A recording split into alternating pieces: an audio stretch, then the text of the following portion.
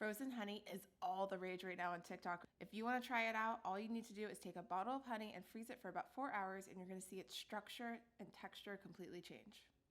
I'll be honest, we thought that the frozen honey was a little underwhelming, but we saw potential in using this taffy-like structure as a template and base for candy bars. In particular, two came to mind. First up, a classic payday, which is basically peanuts with caramel. To make this, all you need to do is add the peanuts to the honey before freezing it, and then we actually put it on parchment paper because it's easier to roll and to get a candy bar-like structure. You can do it in the bottle, but see how that turned out. And after about 3 hours, you're going to have a perfect candy bar. Let's see if you can guess our second candy bar. We basically took that payday, the one with the peanuts and the pretzels, added a layer of peanut butter to it, and then dipped it in melted chocolate. Look familiar?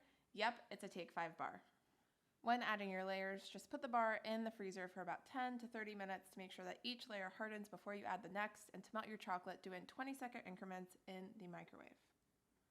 These are just 2 ideas for a candy bar. I'm sure there are so many more using this idea of the honey taffy-like structure. What ideas can you come up with?